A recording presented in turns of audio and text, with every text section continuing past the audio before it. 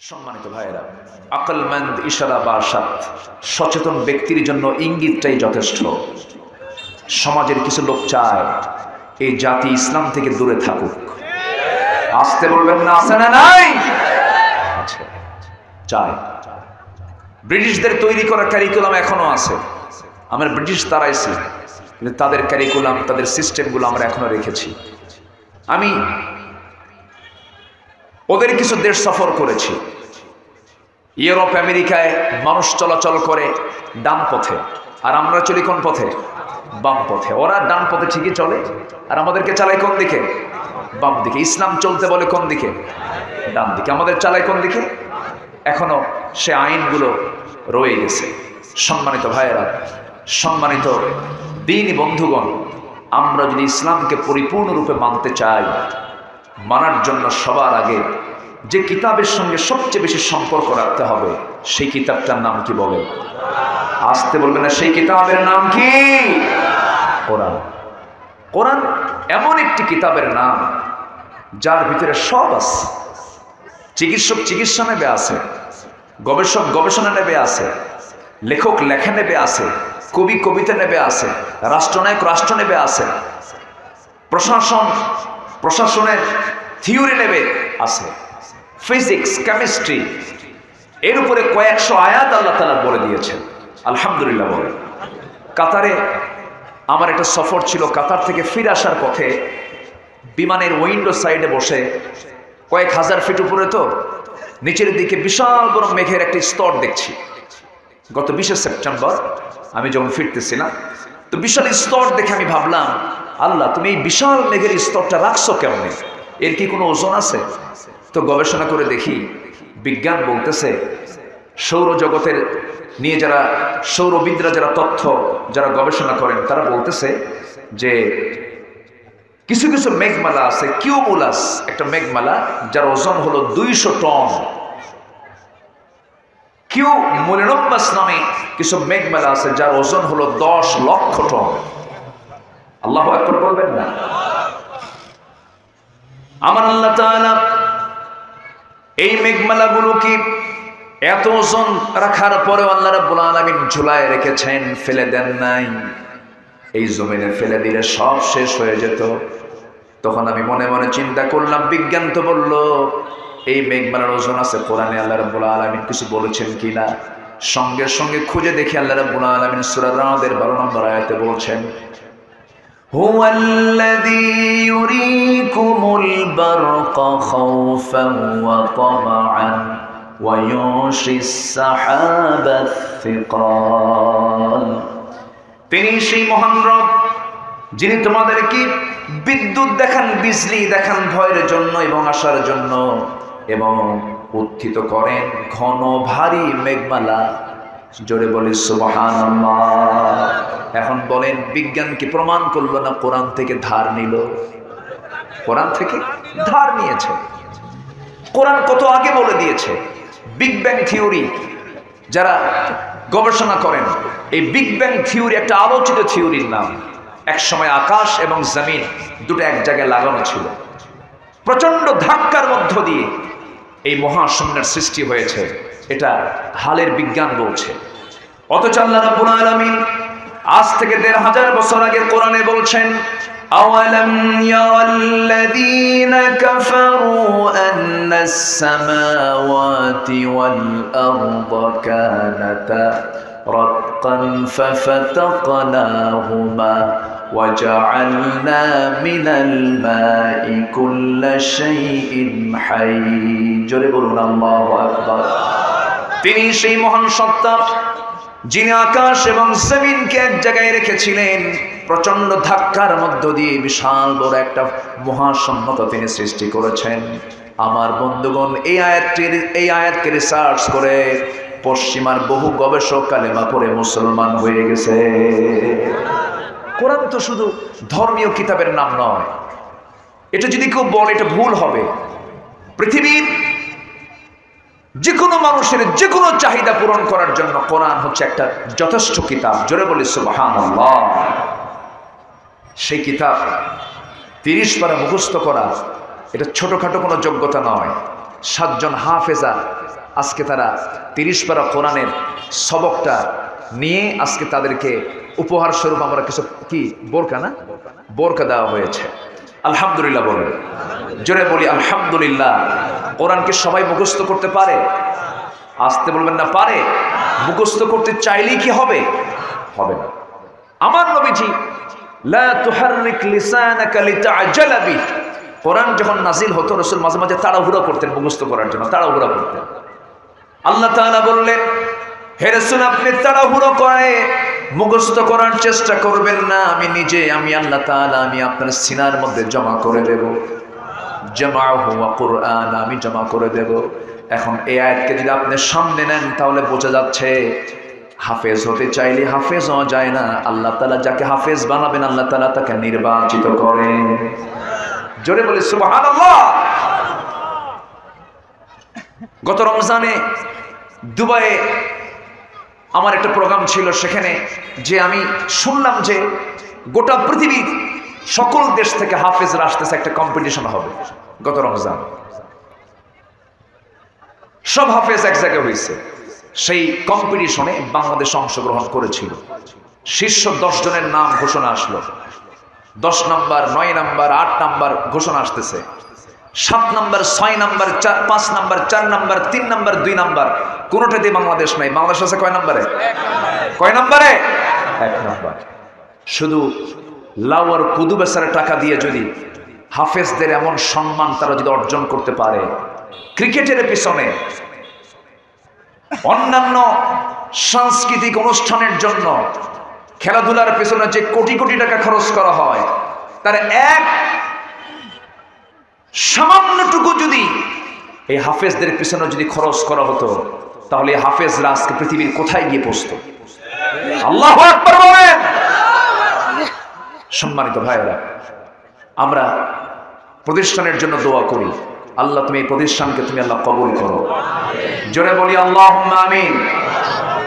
ভাইয়েরা, হয়তো অনেকে ভাবেন ডিওএইচএস বাড়িধারা ধানমন্ডির মানুষ খুব সুখী। সম্পূর্ণ ভুল চিন্তা এটা।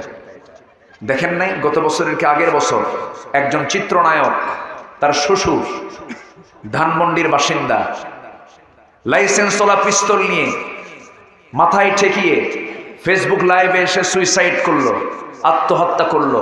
তার ছেলে আছে, তার মেয়ে আছে, তার জামাই আছে। ধানমন্ডিতে গরিব মানুষ থাকে নাকি? হ্যাঁ, বউ আছে, বাচ্চা আছে, সব আছে। এরপরে সুইসাইড করলো কেন? সব থেকেও তার কাছে কেউ নাই। কেন জানেন? এর মূল কারণ হলো সুশিক্ষার দারুণ অভাব। কিসের অভাব বলেন? কিসের অভাব বলেন? কিসের অভাব বলেন? সুশিক্ষার অভাব। এখন লক্ষ্য করা যাচ্ছে অনেক এলিয়েট শ্রেণী, যাদেরকে আমরা এলিয়েট শ্রেণী বলি, তারা কান্দে আর বলে হুজুর কি ভুল করছি, বাচ্চাদেরকে কোরআনের শিক্ষায় শিক্ষিত করি নাই। চরিত্রকে সুন্দর করার জন্য নৈতিক শিক্ষা, দ্বীনের শিক্ষা, কোরআনের শিক্ষা ছাড়া জাতির চরিত্র কখনো ভালো হতে পারে না, পারে না, পারে না। চোখ বন্ধ করে সন্তানকে মাদ্রাসায় দেন। আপনার সন্তানকে পাহারা দেওয়ার জন্য কাউকে রাখবে না, কোরআন আপনার সন্তানকে পাহারা দেবে। দিয়ে দেন মাদ্রাসায়। অনেকে বলে মাদ্রাসায় পড়ে কি করে খাবে?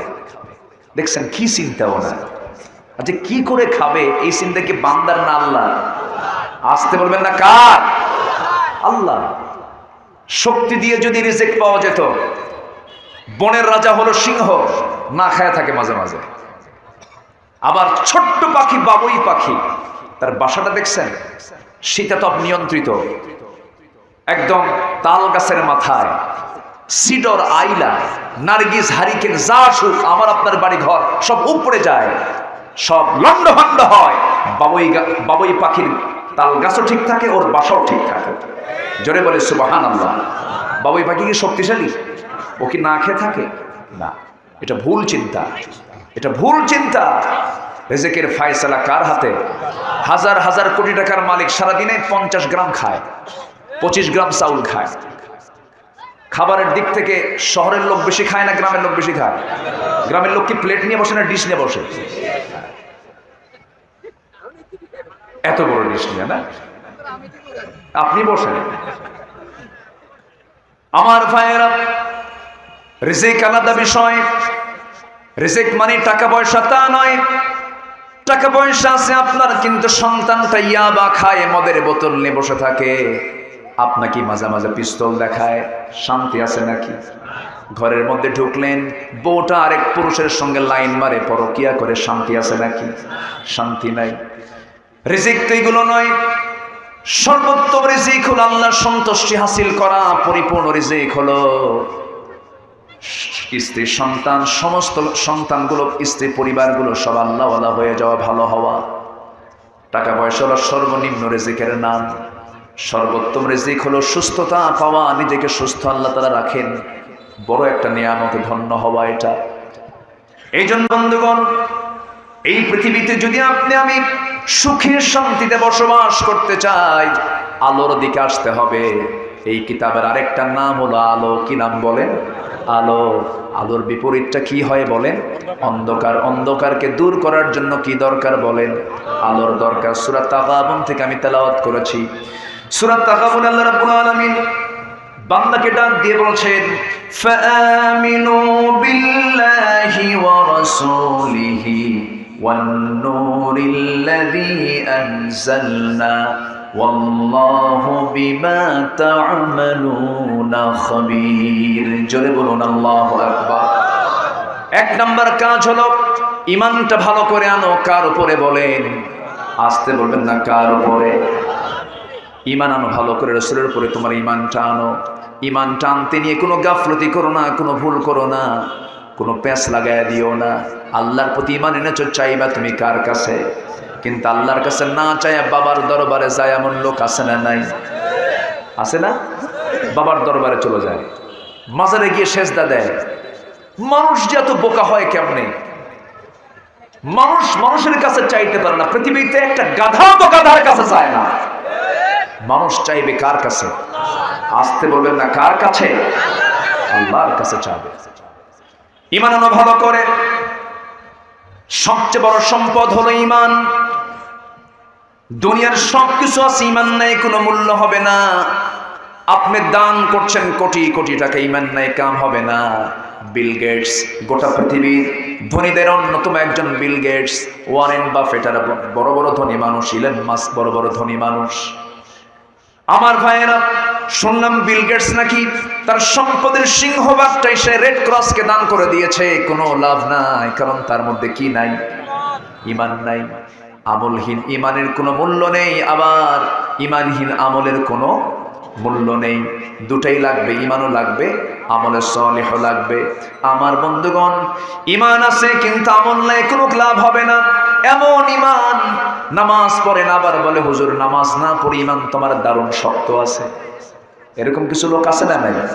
এটার নাম ঈমান নয়, নামই হলো ঈমান আলী। কি নাম? ঈমানের নামই রাখছে ঈমান আলী, কিন্তু নামাজ পড়ে না। নাম হলো রমজান আলী, রমজান মাসে দুপুরে ভাত খায়। নাম কি? রমজান আলী। নাম হলো আতর আলী, আতর মানে হলো সুগন্ধ, নাম রাখছে আতর আলী, কিন্তু গোটা গায়ে গাজার গন্ধ। কিসের গন্ধ বলে? গাজার গন্ধ। নাম দিয়ে জান্নাত পাওয়া যাবে না, কামটা থাকতে হবে। দুইটা কাজ যদি কোনো বান্দা করতে পারে, সে বান্দা জান্নাতের মেহমান হয়ে যাবে। আল্লাহ তাআলা 8টা জান্নাত রেখে দিয়েছেন। এক নম্বর জান্নাতের নাম কি বলেন তো? জান্নাতুল ফেরদাউস। আমরা কয় নম্বর জান্নাত চাই? আসতে বলবেন না, কয় নম্বর জান্নাত চাই? এক নম্বর জান্নাত যদি পেতে চাই, আমাকে কয় নম্বর হতে হবে? এক নম্বরই হতে হবে। কোনো চরিত্রের মানকে নষ্ট করা যাবে না, মিথ্যা কথা বলা যাবে না, গীবত করা যাবে না, বান্দার হক নষ্ট করা যাবে না, চগলখুরি করা যাবে না, মুনাফিকি করা যাবে না, আল্লাহকে অসন্তুষ্ট করে বান্দাকে সন্তুষ্ট করা যাবে না, অন্যের ভূমি দখল করা যাবে না, বনের সম্পত্তি মেরে খাওয়া যাবে না। বনের সম্পত্তি মেরে খাওয়ার মতো ভাই মনে হয় রায়গঞ্জে না? আছে? আছে? বনের সম্পত্তি মেরে খায় আছে? বনকে সম্পদ বুঝে দেয় না, এদিকে নাম রাখছে ঈমান আলী। একই মার পেট থেকে যে ভাই তার বনকে সম্পদ বুঝে দেয় না, সে কি জনগণের সম্পদ রাখবে না লুটপাট করবে? লুটপাটি করবে। বন কি ঠকায়? একই মার পেট থেকে জন্ম হয়েছে, বাপ মারা গেছে, এক যুগ হয়ে গেছে, যেদিন মরছে সেই দিনই ভাইও হকদার, ভাইও ওয়ারিস, বোনও ওয়ারিস। এক যুগ চলে যায়, ভাই বোনকে সম্পদ বুঝায় দেয় না, শুধু তাল বাহানা করে। বোন লজ্জায় কিছু বলতে পারে না, আবার মাঝে মাঝে বললেও ভাই খেপে যায়, রেগে যায়, মান সম্মানের ভয়ে বোনও কিছু বলতে পারে না। এমন ভাই তো নাই নাকি? আমি কি বলবো, কথা বলবো বলবো বলবো, রাগ করতেছেন নাকি আপনারা? আবার তবে এই কথাটা আমাদের বোনের কমন পড়ে গেছে, বোনদের জন্য এটা কমন হয়ে গেছে। হুজুর খুব খুশি, হুজুর ভালো কিরকম? কিছু ভাই বসে আছে আমার সম্পদ এখনো বুঝে দেয় নাই। সম্মানিত ভাইয়েরা, হজ করলাম, দান সদকা করলাম, মসজিদ বানালাম, মাদ্রাসা বানালাম, বোনকে ঠকালাম, জাহান্নামে যেতে হবে, জাহান্নাম যেতে হবে।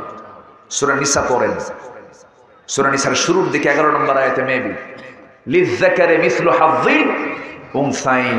আল্লাহ তাআলা মেয়ের সম্পদ কাকে বুঝায় দিয়েছেন? মেয়ের সম্পদ আগে নারীকে বুঝায় দাও। তুমি 2 বিঘা পাবে, 1 বিঘা আগে বের করে দাও। কার বিধান? আসতে বলবেন না, কার বিধান? তাহলে কি কোরআন শুধু নামাজের কিতাব? নামাজের কিতাব? কোরআনে যে ফরজ আছে, কোরআনের যে বন্টন নীতি আছে, পৃথিবীর কোন শক্তিশালী বন্টন নীতি কোরআনের কাছে পারবেন। আল্লাহু আকবার বলেন। আমেরিকাতে একবার একটা আইন করলো ওরা এই বন্টন নীতি নিয়ে, উত্তরাধিকারী বন্টন সূত্রে করলো কি, বড় ভাইকে ছোট ভাইদের চাইতে একটু বেশি দেওয়ার কথা তারা বলে দিল, একটা আইন পাশ করলো। 10 বছরের মধ্যে সব বড় ভাই মরে সাফ। এই কথা কি বুঝতেছেন? সব বড় ভাই কি মরে সাফ। ইসলাম এমন একটা বিধান দিয়েছে, কি সুন্দর সুষ্ঠু বিধান। আল্লাহু আকবার বলেন। বোনকে দেয় না, বোনকে কি করে? মাঝে মাঝে দাওয়াত দেয়,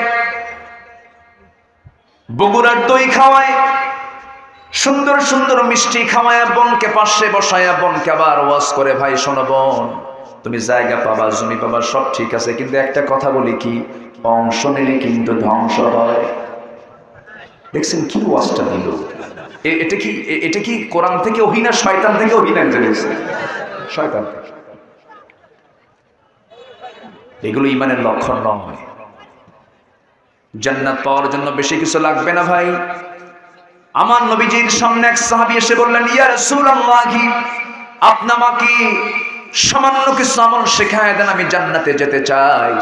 রাসূল বললেন, ও সাহাবী, তুমি কি আমল করো বলো তো আমাকে। ওই সাহাবী বলছেন, ইদা সাল্লাইতুল মাকতুবাত, 5 ওয়াক্ত নামাজ পড়বো, অসন্ত রমাদান, রমজান মাসে রোজা রাখবো, এবং বললেন ওয়াহলালতুল হালাল ওয়া হারামতুল হারাম, হালালকে হালাল জেনে হালাল মানবো, হারামকে হারাম জেনে হারামকে অস্বীকার করব, মানবো না।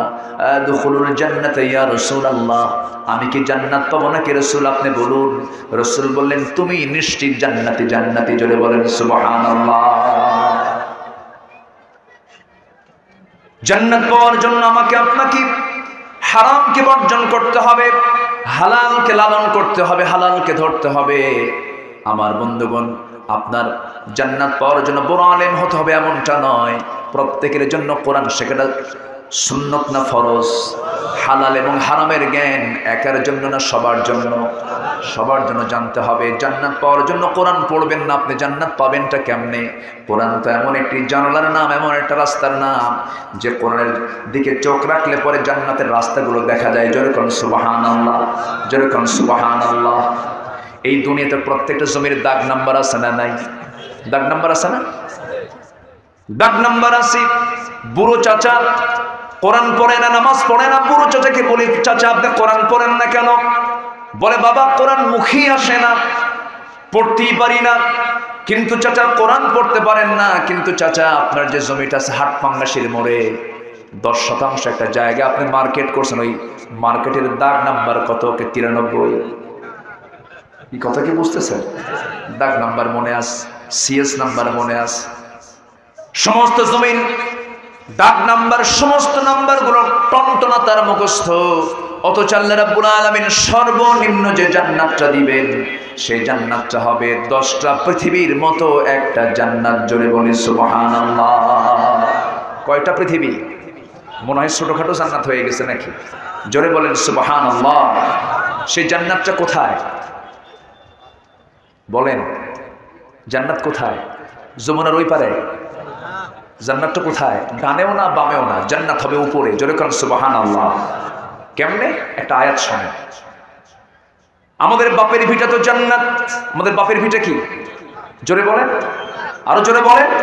আমাদের আব্বাকে, আমাদের আম্মাকে। আচ্ছা, দুজন কোথায় ছিলেন? বড় কে? বয়সে কে বড়, আব্বা না আম্মা? সিনিয়র কে? আস্তে কয়। সিনিয়র কে? আব্বা, জুনিয়র আম্মা। তাহলে পুরুষ হলো সিনিয়র আর নারী হলো জুনিয়র। তাহলে সিনিয়রের দাম বেশি না জুনিয়রের দাম বেশি? বলেন বলেন। সিনিয়রের দাম বেশি। এখন গোটা সমাজে এখন প্রভাব বেশি কার? সিনিয়রের না জুনিয়রের? হ্যাঁ বলেন বলেন বলেন। জুনিয়র, জুনিয়রের দাম বেশি। ধরো আপনি কিছু শাকসবজি ঢাকায় পাঠাবেন, ট্রাকে তুলবেন। ট্রাকের টায়ার আছে, টিউব আছে, টায়ার যাবে, টিউব হাওয়া দিয়ে টায়ারকে নিয়ে যাবে। এখন টায়ার বাইরে থাকে, টিউবটা ভিতরে থাকে। কার দাম বেশি, টিউবের না টায়ারের? দেখছেন, দুটারই তো দরকার। টিউব ছাড়া টায়ার হবে না, টায়ার ছাড়া টিউব চলবে না, দুটারই দরকার আছে। এখন টিউব থাকবে ভিতরে, কারণ ওর গার চামড়াটা কি পাতলা। ও বাইরের এই সমস্ত এই খোয়া শক্ত জিনিস, পাথর মাড়ি দিয়ে পাড়ি দিয়ে যেতে পারবে না, ও ভিতরে থাকে, কিন্তু ওর দাম আছে। এখন ভিতরে ঘামতে ঘামতে এখন টিউব যদি বলে টায়ার তুই ভিতরে ঢোক, আমি বাইরে আসি, চাকা চলবে? আস্তে করে বলবে না চাকা চলবে? চলবে না। স্বামী স্ত্রী নামাজে দাঁড়াইছে, ইমাম হবে কে, জুনিয়র না সিনিয়র?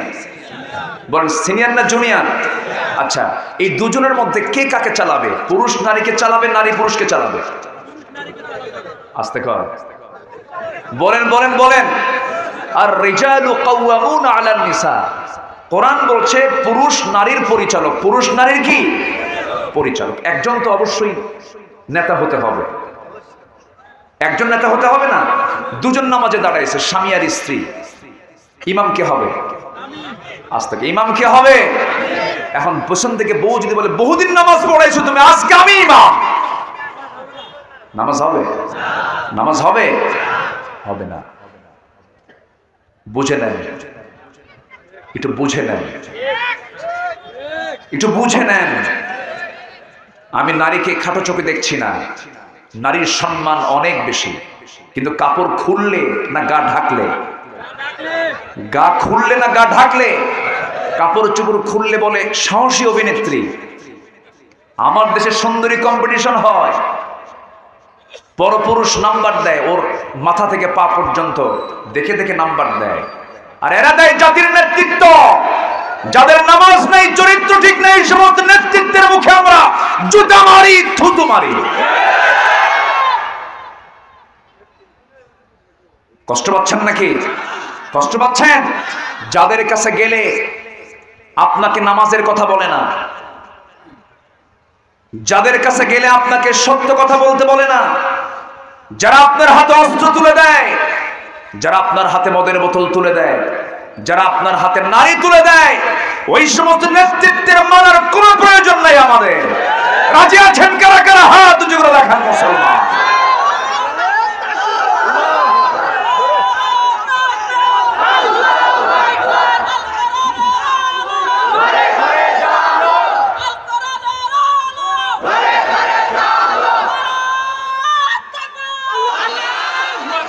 আল্লাহ কবুল করুন, জোরে বলি আমিন, আরো জোরে আমিন।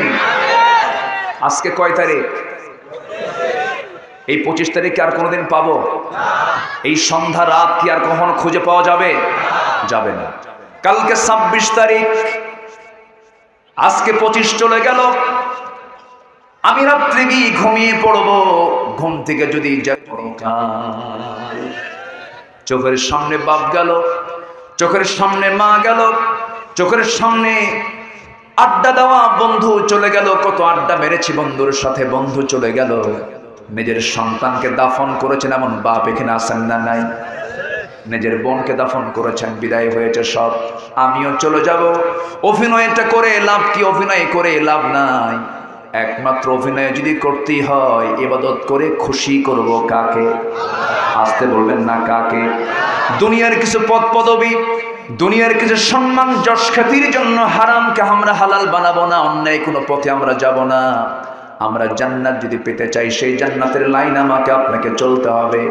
সেই লাইনটা অন্য কোনো লাইন নাই, সেই লাইনটা হলো সবাই বলেন ইহদিনাস সিরাতাল মুস্তাকিম। সোজা পথ, ইসলামের পথে আমাকে আপনাকে থাকতে হবে। সেই জান্নাত পেতে হলে যুবক আজকে মাহফিলে বেশি, আমি খুব খুশি যুবকরা আজকে মাহফিলে বেশি। যুবকরা তোমাদের জন্য জান্নাত অপেক্ষা করছে। আল্লাহ বলছেন আমি 7 শ্রেণী কারোশের ছায়া জায়গা দেব। 7 শ্রেণীর ভিতরে 1 নম্বর শ্রেণী হলো ইমামুন আদিলুন, ন্যায় বিচারক যারা। গোটা দুনিয়া জুড়ে আজকে ন্যায় বিচারকের সংখ্যা বেশি না নাই? সংখ্যা বেশি না নাই? নাই তো। বিচার কোথায়? গোটা পৃথিবীর কোথাও কি বিচার আছে? কাবা শরীফের ইমাম কনসার্টের বিরুদ্ধে কথা বলতেছেন জুমার খুতবায়, খুতবা শেষই হয় নাই, ধরে নিয়ে গেছে। কোথায় যাবেন? কোথায় যাবেন আপনি? জুমার খুতবা দিবেন, ইমাম সব কথা বলতে পারে না, সভাপতি সুদখোর, সেক্রেটারি মদখোর, ক্যাশিয়ার জেনাকার, খুতবা দেবে কি? হঠাৎ করে খতিব সাহেব খুতবার ভিতরে একটা আয়াত বলে ফেলছে, লা তাকুলুর রিবা দুআফা মুদাআফা, তোমরা চক্রাকারে সুদ খাইও না। তো এই খুতবা দিতেই খতিব সাহেব আর কাম পায় নাই, হঠাৎ করে ওই সময় তার চোখ পড়ে গেছে হলো সভাপতির চোখের দিকে। খুতবা শেষ, নামাজ শেষ। এখন সভাপতি আস্তে আস্তে নামাজ শেষে এসে বলতেছে, হুজুর আপনি সুদের বিরুদ্ধে ওয়াজ করেন, কোনো সমস্যা নাই, আমি কোনো আপত্তি নেই, কোরআন আল্লাহ তাআলা সুদের বিরুদ্ধে কথা বলতে বলেছেন, ভালো, কিন্তু আপনি এই সুদের ওয়াজ করতে নিয়ে আপনি আমার দিকে চেয়ে থাকলেন কেন? কি কথা কি বুঝতেছেন আপনারা? যাবেন কোথায়? আজকে আমরা এগুলো অবলীলায় দেখছি, কিন্তু আমার দায়িত্ব ছিল ওই সমস্ত সুদখোর, মদখোর, শরাবখোরদের কমিটি থেকে বের করে দেওয়া, ঘাড় ধাক্কা দিয়া। আমরা তো চুপ থাকি, আমরা তো কথা বলি না, আমরা তো কথা বলি না। আমাদের কথা বলার দরকার আছে না নাই? অন্যায় যে করে এবং অন্যায় যে সহে, কি 2 রকম অপরাধ না সমান অপরাধ? 2 রকম না সমান? সমান অপরাধ। হ্যাঁ বলবো তো, কথা প্রসঙ্গ আর বলবো ইনশাআল্লাহ। লাইনে আসতেছে, আমাকে লাইনে আসতে দিবেন না, সময় আছে। কষ্ট পাচ্ছেন আপনারা? তাহলে যুবকরা তোমরা কি জান্নাত চাও না? আমাদের মূল টার্গেট কি বলেন? দুনিয়াতে আসছে কি, কোথায় যাওয়ার জন্য? বাপের ভিটায় ফিরে যাব। কোন ভিটায়? যে বাপের ভিটা বেঁচে খায় কি সে কি সুপুত্র না কুপুত্র? আমরা কি বাপের ভিটাকে হারাতে চাই? কোথায় যাব আমরা ফিরে? বলেন বলেন কোথায় যাব আমরা? জান্নাতে। সেই জান্নাতটা কোথায়? আল্লাহ রাব্বুল আলামিন বলেন, ইন্নাল্লাযীনা কাযযাবু বিআয়াতিনা ওয়াস্তাকবারু আনহা লা তুফাত্তাহু লাহুম আবওয়াবুস সামা ওয়ালা ইয়াদখুলুনাল জান্নাতা হাত্তা ইয়ালিজাল জামালু ফি সাম্মিল খিয়াত ওয়াকাযালিকা নাজজিল মুজরিমিন। জোরে বলুন আল্লাহু আকবার। আল্লাহ রাব্বুল আলামিন বলেন, যারা আমার এই আয়াতকে অস্বীকার করে এবং অহংকার দেখায়, আমি আল্লাহ তাদের জন্য আসমানের দরজাই খুলব না। আসমানের দরজাই খুলব না, আসমানের দরজাই খোলা হবে না, তারা জান্নাতে প্রবেশ করবে না। কেমন অসম্ভব! আল্লাহ উদাহরণ দিলেন, এখানে এক্সাম্পল দিলেন। সুঁয়ের সূচের ছিদ্র পথের একটা উট প্রবেশ যেমন অসম্ভব, তেমনি তাদের জান্নাতে প্রবেশ তেমনই অসম্ভব। আমার বন্ধুগণ, তাহলে জান্নাতে যাওয়ার জন্য আসমানের দরজা খোলার দরকার আছে না নাই? আসতে বলবেন না, আছে না নাই? সেই জান্নাত আল্লাহ তাআলার কোথায়? আমার বন্ধুটা কোথায়? আমাদের 1 নাম্বার বন্ধু কে বলেন? আসতে বলবেন না, কে বলেন? আল্লাহ তাআলা। আল্লাহ তাআলা কোথায় আছেন বলেন? বলেন কোথায় আছেন? কয় মাইল দূরে? কয় মাইল দূরে বলেন? 7 আকাশ, 7 সামাওয়াত, 7 আকাশের উপরে আছেন। আল্লাহু আকবার বলেন। কয় আকাশ? 7 আকাশ। একটু কান লাগান, কথাটা একটু জটিল মনে হবে, একটু মনোযোগ দেন। 7 আকাশের উপরে আমার আল্লাহ তাআলা আরশ আজিম। আল্লাহ তাআলা বলছেন আমি 7 শ্রেণীকে আরশ আজিমের ছায়ায় জায়গা দেব। এটা কি ছোটখাটো অফার? ছোটখাটো কোনো কথা বলেন তো? এই 7 আকাশের উপর আরশ আজিম, আল্লাহ বলছেন 7 শ্রেণীকে তাদেরকে আমি আরশ আজিমের ছায়ায় জায়গা দিয়ে দেব।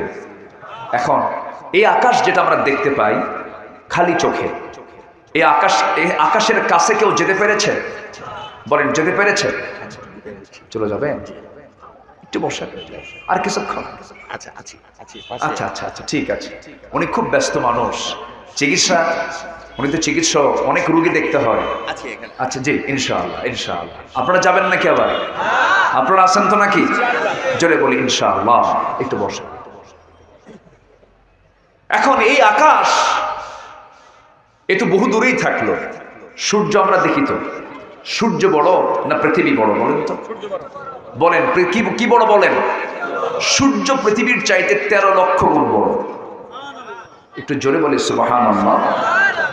ওই সূর্যের চাইতে আবার কিছু তারকা আছে, যেরকম বেটেল জুইস একটা তারকা আছে, সূর্যের চাইতে 33 কোটি গুণ বড়। মনে ছোট হয়ে গেল নাকি? আরো জোরে করেন সুবহানাল্লাহ। কত কোটি গুণ বড়? 33 কোটি গুণ বড়। আবার ওই তারকা একটা দুইটা না, এক একটা গ্যালাক্সির ভিতরে আল্লাহ তাআলা 100 বিলিয়ন 500 বিলিয়ন করে তারকা রেখেছেন এক একটা গ্যালাক্সির ভিতরে। এটা শুধু মহাশূন্যের কথা বললাম।